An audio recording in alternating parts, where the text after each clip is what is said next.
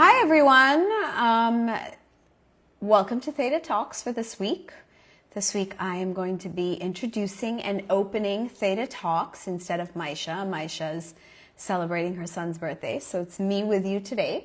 And I have a guest. One of our Theta healers, Anna, is going to be here with me today. She is actually here. Okay, so she'll be joining us in a second. So this is Theta Talks episode 44. Can you believe we're at 44 episodes? Wow. Hi, Anna. Hello, hi How are Sanaiyah. you? Good. Happy Chinese New Year. Happy Chinese New Year. Happy Year of the Fire Horse. Excited. How do you feel about that? It's going to be kind of Yeah, a lot happening, right? it feels like it. I can feel it. Yes. And you know, actually, that would have been a great episode to talk about the Year of the Fire Horse, but maybe we'll do that next week. This week, you and I are talking about when love feels like hard work on Theta Talks. I was just introducing that it's been 44 episodes of Theta Talks. Can you believe it? Wow, amazing. Like, yeah, we've just been doing it every Tuesday and didn't even realize that, we're in our 40s now. Well, we are in our 40s, but we're also in episode 44. So that's kind of a very interesting, thing to recognize. Sometimes you're just doing things consistently, one step after another, and before you know it, it's like, oh, wow. It's been, something we've committed to and something we've been doing regularly, and feels really good to achieve that. So today we're talking about how love sometimes feels like something we have to earn, something we have to work hard at, something we have to fix. It's something that often creates a lot of stress for us in our lives. And it's very fitting that I'm here with you to talk about love, considering our journey together. But we're not going to tell everyone the whole story yet, or even any of it. Maybe we'll see where the conversation goes and go from there. So here's what we're talking about: why we all struggle, why most people struggle when it comes to love. What are the early influences on our understanding and perceptions of love? And lastly, how to love without fear. Big Awesome. topics. Big Yes. topics. Okay, so any thoughts, Anna? Like, we're talking about theta, we're talking about love. Any first thoughts for you? I think for me, when I first started doing data healing, I always thought that love has to be some sort of sacrifice. And it didn't really feel good ever to me, even like when I first started data healing, and it almost felt like it was some foreign language to me. Most especially, I'm talking about loving others. Self-love is a whole other thing, Yeah. but as we know, also from your TED talk, that self-love is very essential. It's the only thing that we need in order to be able to love others and love our work, love our career, love our mission, and everything else. But I think I was very inspired also with your story and also how you commit to self-love. Thank you. Thank you so much. It's, I think, been the start of my journey. It's showed up over and over again in my journey. And even now, learning to speak with more love, connect with people. I don't think it's something that we ever quite completely master, but it's something that we stay committed to throughout the journey, right? Now, I think it's very interesting that you started to say something about how, you know, love was something very strange for you, right? And I think that's true for a lot of people. We grow up knowing like our parents love us. We understand this concept of love. We know we're supposed to fall in love with somebody. So we have all these ideas about love, right? But very few of us, I don't know if you agree with me, Anna, very few of us really know what love is, what it feels like. Very few of us can describe it. It's like up here instead of down here in the heart where it should be. So tell me about that for you, Anna. Like, how did you understand love? And then when did you like really understand love as differently and how you understand it today? I think theoretically, we always know it from a spiritual standpoint, right? Like we read so many books. I know healers, teachers, and students read so many books, and then we know it on a definition level or in theory. But it's very difficult for us to actually connect to ourselves and then connect with others. And it first started with me, I think, when I did the whole theta healing student to instructor and then having clients. That's how I truly understood it. And then I learned it first in some areas of my life. Like loving my body was pretty easy. That I didn't have any problem with that. And loving work and career was a whole new other thing. And that's a new journey that I'm on because I'm really enjoying where I'm at. So when we're talking about love with soulmate, I understand that also. I'm sure with your clients, Sanaiyah, like their fears really come up. The fear of abandonment, the fear that I definitely, for me, I had a fear that I will repeat the same mistakes as my parents did. And so I was just going in the loop. And I'm sure, Sanaiyah, you also recognize that in your clients, right? Yeah, absolutely. It's interesting because love is the most simple thing and the most powerful thing, and yet it's the one thing that I feel brings up people's defenses, their fears, bad memories, fear of being rejected, fear of being alone, like you name it, all kinds of issues come up with love. Yes. And it should be the most basic thing, and yet I would say most people, very few people truly feel like they've experienced love or they understand it. Like I said earlier, like I come right back to it. It's like it's a word that's overused. It's a word that we talk about, we read books about it, there are movies about it, but for people to actually explain what love is and what that experience is, I find like most people don't have the words for something like that. Yes. Yes. That brings me to something I'd love to share is I had a moment when I was in Dubai. This is when I just got into kind of exploring healing and theta healing and meditation. And I was doing all kinds of like workshops and classes. And I remember I was driving on Sheikh Zayed Road, which is like the main highway, used to be one of the main highways of Dubai. And I was driving my car. I was listening to some like just music that really made me feel good and happy. And I experienced this moment of just like today describing it, I still don't have the right words to describe it, but I remember feeling something like it was like liquid happiness, gold running through my entire body.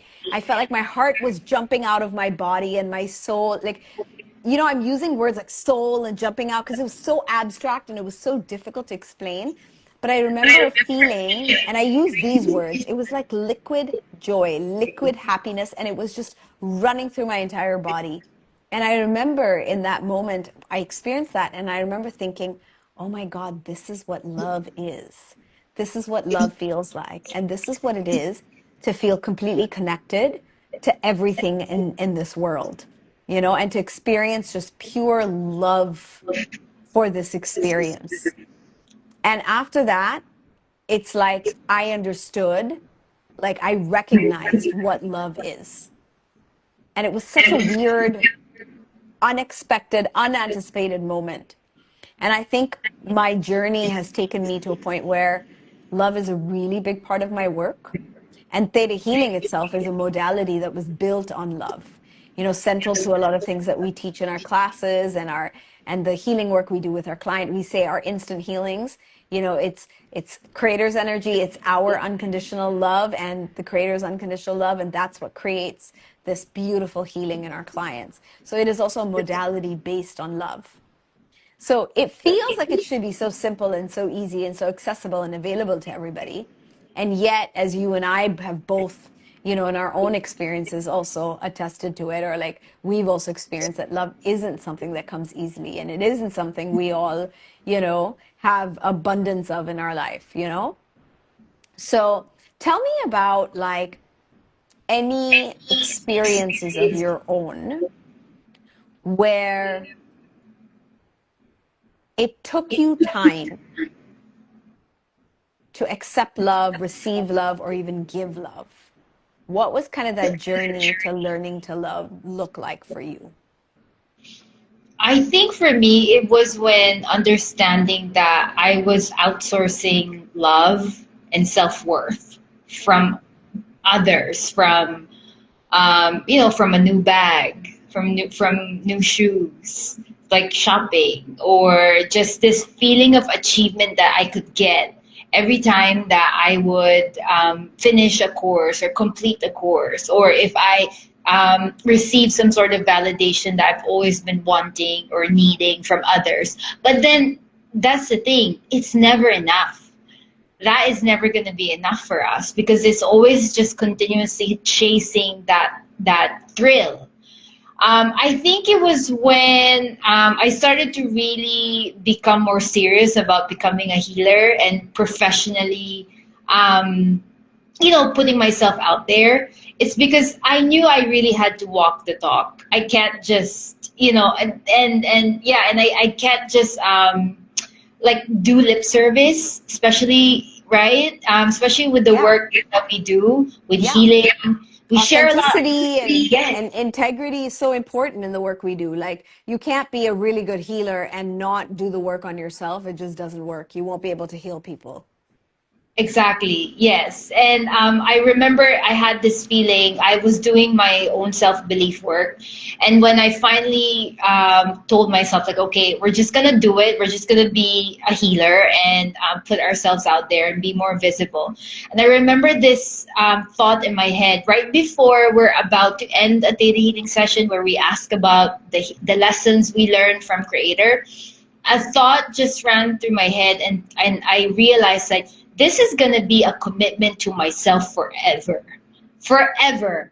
And I remember, like, there was that fear that came up and I squirmed a little bit. I'm like, oh my God, am I really doing this? But I said, we're doing it. We're doing it. And then it was that feeling for me. Maybe your liquid joy or liquid energy that you felt, that for me was, I'm all in for me. That was that. Was it scary?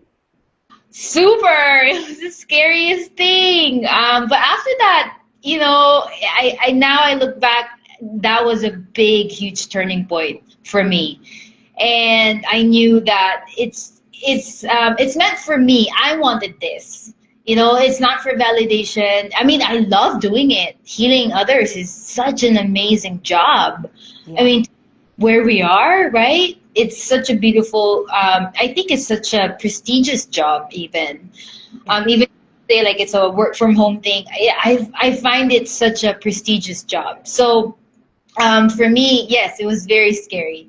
And yeah, that's what I was going to say. Love didn't really feel like butterflies at that time. It was just a very scary feeling to fully commit to me, to myself.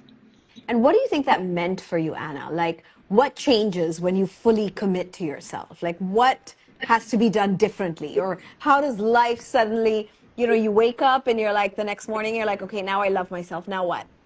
Yeah. I had to change my identity. Like, who is Anna who totally and completely loves herself? She's the one who has boundaries, right? Like, I say no all the time now.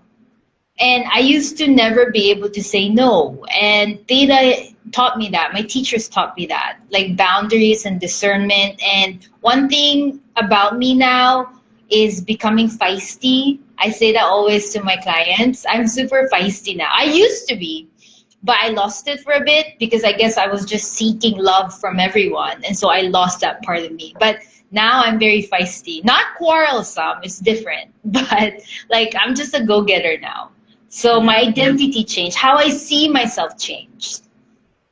Give me a before and after, Anna. Like, when you say your identity changed and you use the word feisty. It's actually a word I use to describe my daughter all the time, that she's really feisty. And I used to always actually see myself as a feisty person too. But give it to us like in more everyday, simpler terms, because I think that comes easier for you than for us as teachers. You know, that's why I want to pick your perspective. But what was it like before, and then what was this identity shift of the Anna who like loves herself and stopped fighting, you know, that self-love, or that you know, that love energy that she needed to kind of bring more of into her life? So before I would just say yes, I would get my boundaries were never, I never honored my boundaries. It was all in my head. I would write it down and practice, but then everything was just in my head. I never actually applied it, honored it, and put exercise into it. Yeah. So that was.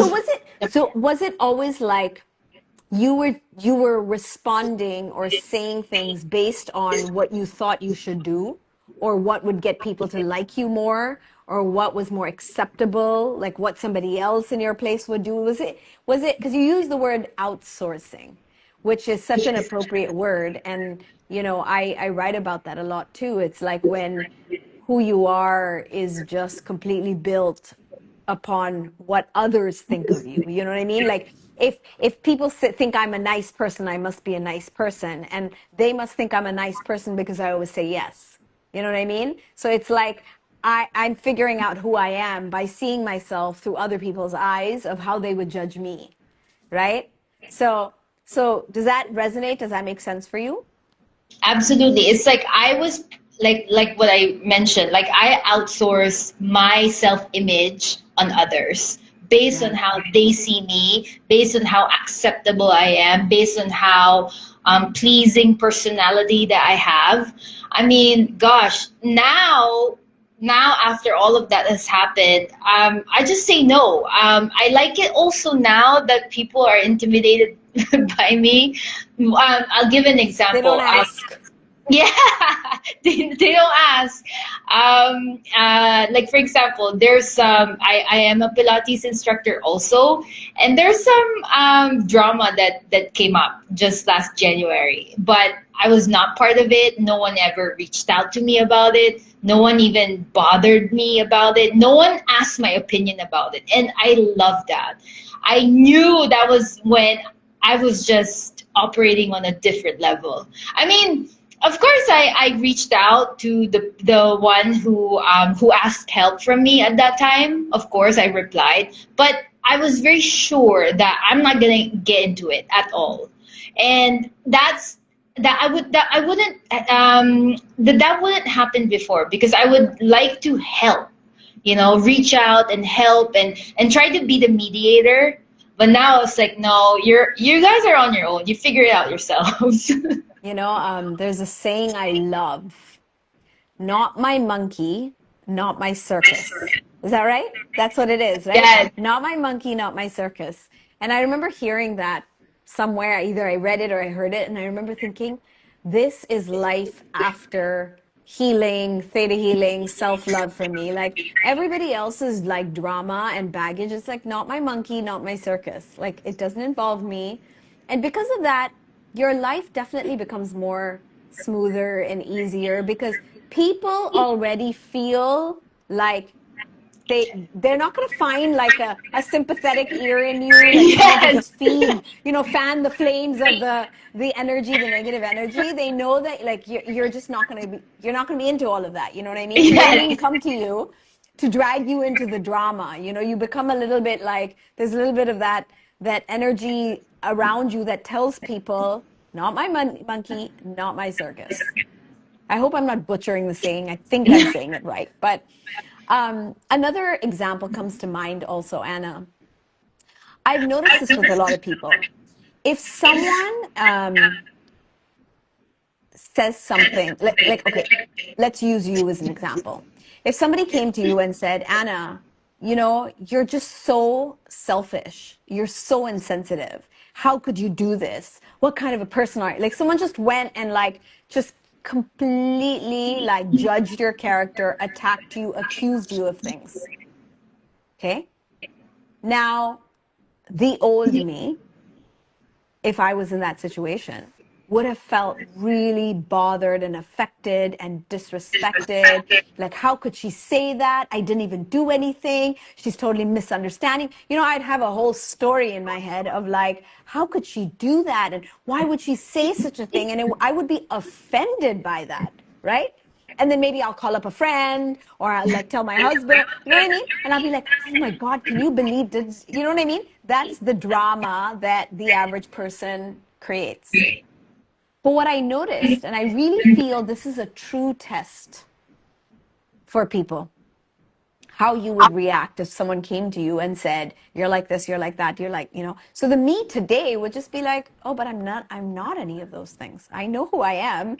I know I'm not this or that or selfish or like, I know who I am. So whatever someone says to me or attacks me for or like, you know, puts me down or criticizes me is not about me.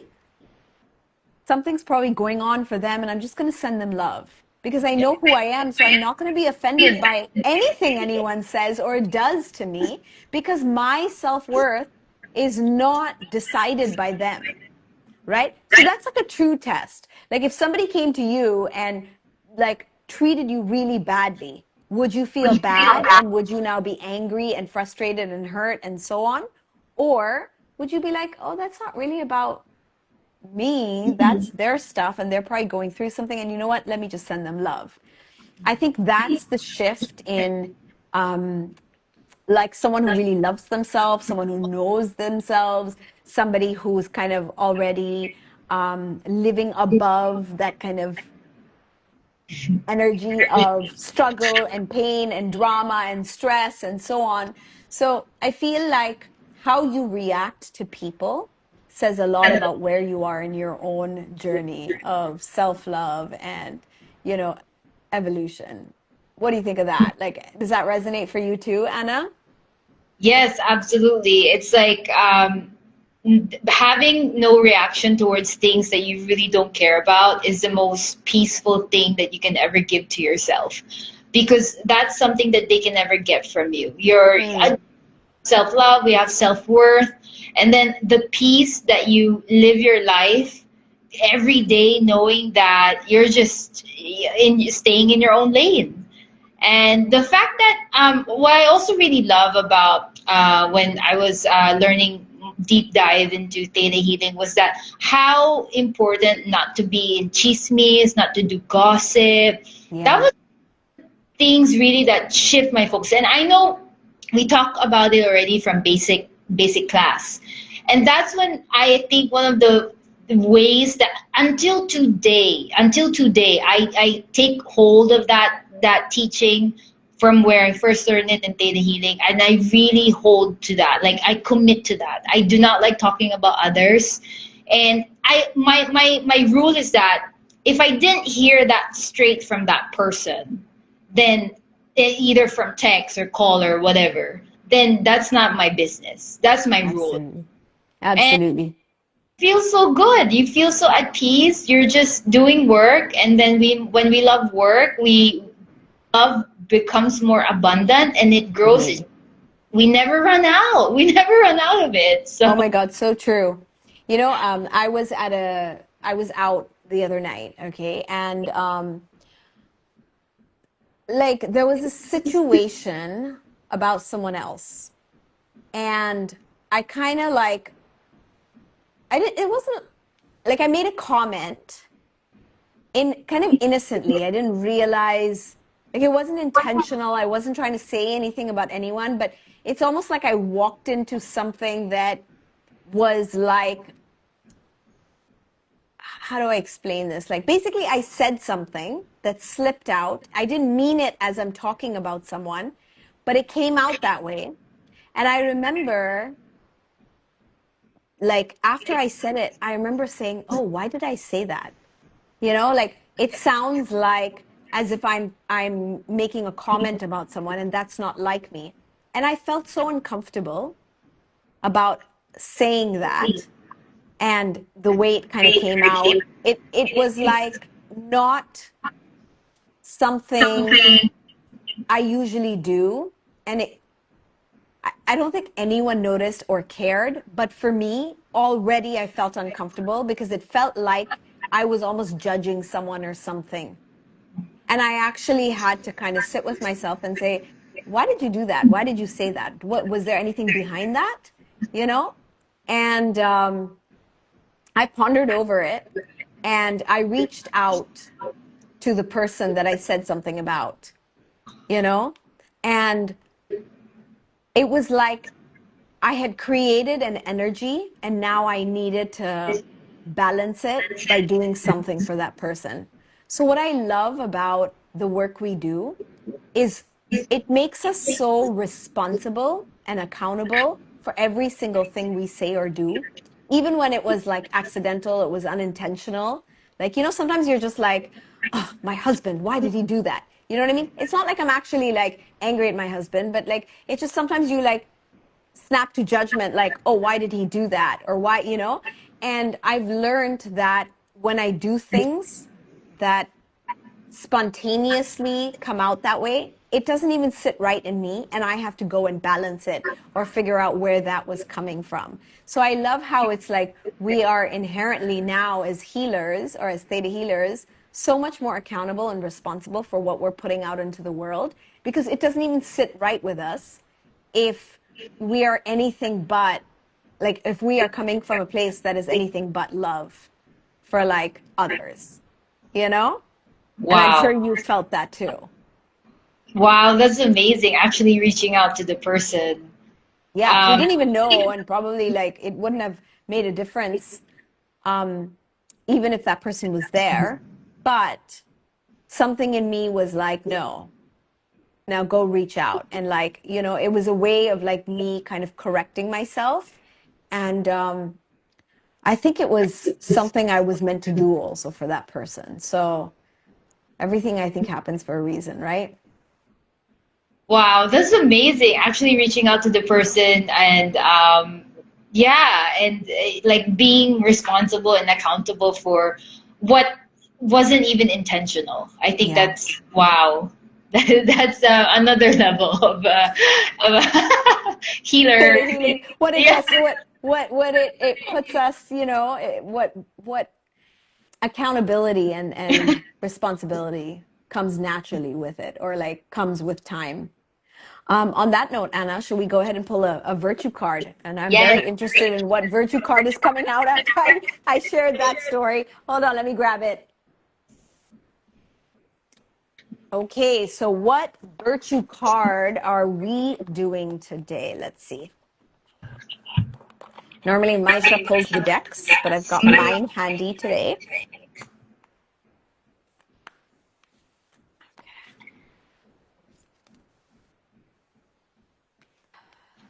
Okay, I'm going to pull a card for us. Hope. Wow. Okay, so let's see what hope says for us. Okay, so hope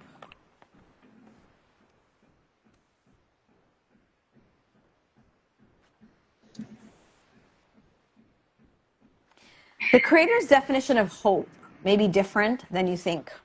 There doesn't have to be fear before you believe in hope. Hope is the energy that shines through, bringing the promise of light. Hope is never defeated, and it's always there for us, beginning as a thought so small as to be unnoticed, to grow into a force of pure light. If you get this card, the gift of hope is upon you, and now is the time to write down your greatest hopes and dreams. With the awareness that it is time to hope for yourself and others close to you, to instill a blessing through the magic of hope. Interesting. Perfect for fire horse. Oh my God, Anna, look at that. That is actually so true. I think hope is definitely fire horse energy. I don't know why, but it just feels really right. Um, I think a lot of us come into the healing work because we hope for a reality, for a world, for a life that is better than what we have led. And I think that really kind of, that energy of hope is what drives us to work with our clients. Hope for healing, hope for a better future, hope for, more happiness and joy. I think hope is something we don't think about so much, but I think it is definitely the energy that invites so much possibilities into our life. Right? Yes. That's my thought. Any parting words, Anna? Well, yes. Love yourself. Love what you do is very important. Love others, and really, really respect yourself and the boundaries, and honor what you have. And then step into the identity. You have to step into the identity who truly, truly loves themselves. And then from there, everything's going to change. Really, really, really change. I love that. I really love that. Stepping into the identity for me is like a big takeaway from today's conversation. So one more thing kind of I wanted to say is that love shouldn't feel difficult. It shouldn't be a struggle. It shouldn't be a source of stress. It should be the easiest part of your life. And if it isn't, right, then like you said, this is something we need to step into the identity of. We need to work on ourselves. We need to kind of heal those aspects of us that aren't allowing us to really come from that place of love. Okay, and the biggest block to love is fear. Okay, so the biggest block to love is fear. All right, you guys, thank you for joining us. You are always welcome to come in for an emotional breakthrough session. Anna, you do a lot of EBS sessions as well. So if anyone's interested in working with Anna, learning a little bit more about how Theta Healing works and how it can help you, join us for a EBS, Theta Healing Emotional Breakthrough Session, which is free. And it's a great entry, I would say, into the world of Theta Healing, which is kind of what Anna, me, Maisha, and anyone who joins us on Theta Talks is really talking about all the time. On that note, thank you for joining us. Have a wonderful evening, day, wherever you are in the world, and so much love from Anna and from me, Sanaiyah. Bye, guys. Thank you. Thank you, Sanaiyah. Thank you, Anna.